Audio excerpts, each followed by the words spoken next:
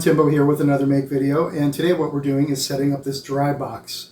And what I need to do is somehow get the filament from the dry box into the extruder.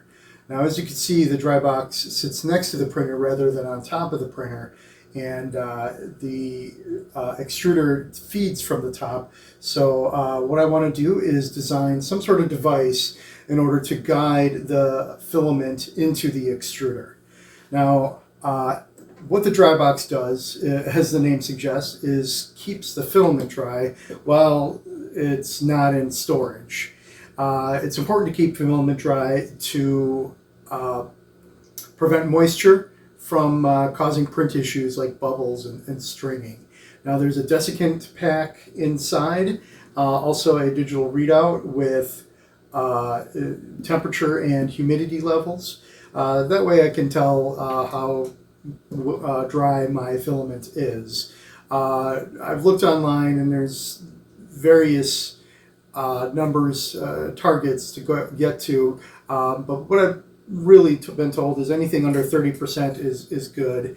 Below that is even better, but right now I can only seem to get to 30%. So the first thing I'm going to do is go around to the computer and see if somebody already designed one. Basically what I want to do is get the filament from the side of the printer up to the top and back into the extruder, and who knows, somebody might have already designed something like that. So we'll meet you over at the computer and we'll take a look on Thingiverse. Okay, so here we are on Thingiverse, and I've already typed in my search parameters: Artillery Sidewinder X2 side spool holder. And look here, the first one is exactly what I'm looking for.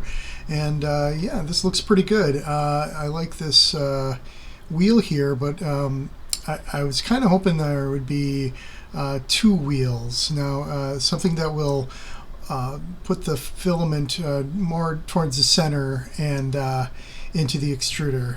But I will go ahead and download this wheel part so I can 3D print that. All right, now that we've decided we're going to go ahead and design a guide for the filament, we're going to take some measurements of the printer. There's some holes up on the top here for screws, and we're going to use those screws to mount the guide, and there's some slots back here as well, so we can use those to give the guide some stability. As always, when making measurements, we are going to measure twice and cut once, or in my case, print once. Alright, so after taking measurements, I drew some sketches of the top of the printer with the measurements on it, rather than just writing out a bunch of numbers on a piece of paper without a frame of reference. And now sketches are important to the design process. That way you have kind of a basis to go off of, and you just kind of can picture what your design will be. Now, this is my final sketch of what I want it to look like in my CAD software, and so I'll go ahead and over to SolidWorks and start drawing this out. Alright, so here we are in my CAD software, and this is what I've come up with. Basically, I've got the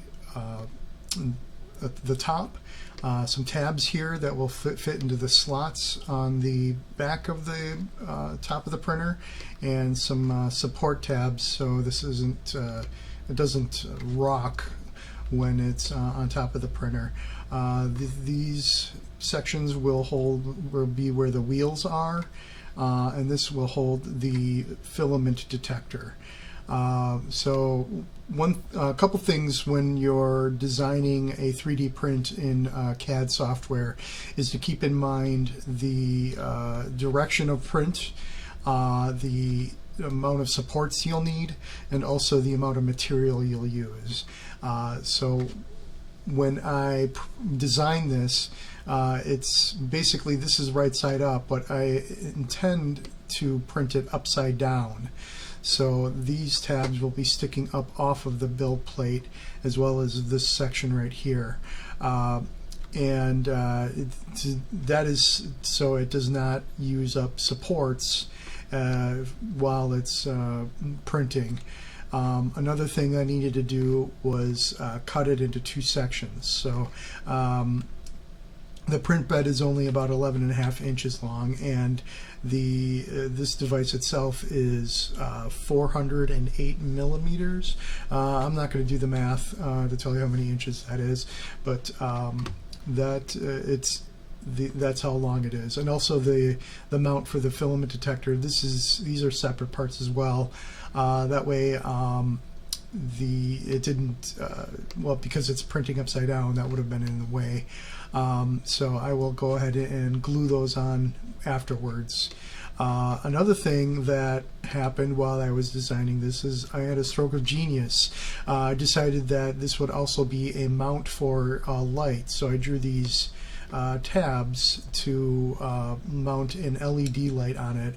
That way I can leave a light on that will light up the print bed while it is printing, so I can show videos and overnight and while I'm at work. So there you have it. That's the part. Here is the assembly. These are the wheels that I downloaded from Thingiverse to help me figure out how to draw this. I drew this separately as a part in CAD. This is the top section of the printer, and so I took my measurements from my sketches and put the holes and the slots where they need to be, so I can kind of visualize the part that I'm making and make sure that it fits up into on the printer as well.